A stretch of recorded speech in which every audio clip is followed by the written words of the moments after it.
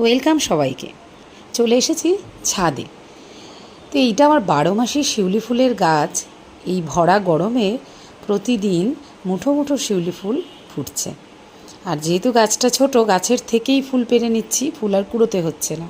প্রচুর শিউলি ফুল তুলে আমি ঠাকুরকে দিই। আজকে হলো নীলষষ্ঠী।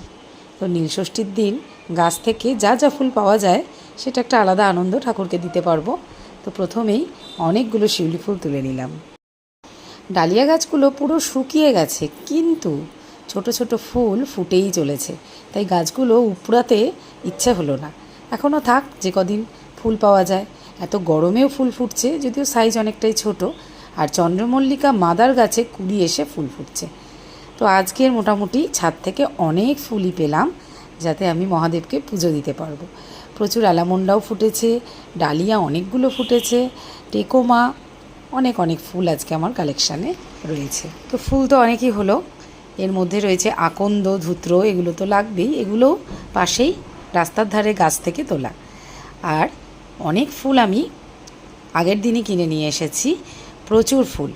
মালাগুলো 10 টাকা করে পেয়েছিলাম, তাই একটু বেশি করেই নিয়ে নিয়েছিলাম। আর পরশুদিন যেহেতু পয়লা বৈশাখ, সেই জন্য বেশি করে ফুলের মালা আগাম কিনে রেখেছিলাম।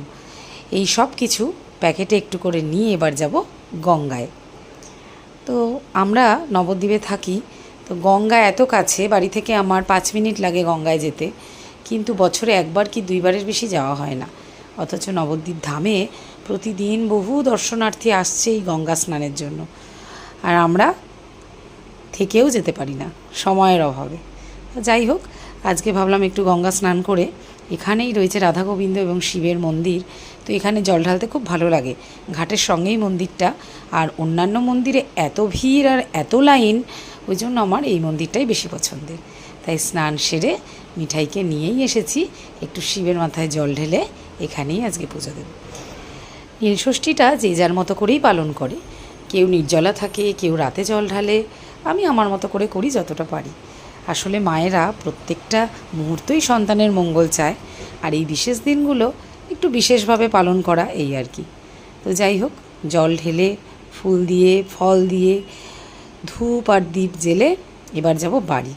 বাড়ির ঠাকুরকেও একটু না সাজিয়ে দিলে কেমন লাগে। বাড়িতেও রয়েছে আমার শিব ঠাকুর, প্রতিদিন যেখানে পুজো দিই। অনেক সময় মন্দিরে যাই না, আমি বাড়িতেই জল ঢালি। তো আজকে একটু ছুটির দিন, ভাবলাম যাই, গঙ্গা স্নানটাও হবে। তো ঠাকুরকে পুজো দিয়ে প্রথমে ডাবের জল, ডাবের শাঁস, যেটা বাড়ির গাছেরই ডাব, ফল ছিল, ফল খেয়ে উপোস ভঙ্গ করলাম। তারপরে ছিল সাবুর পোলাও।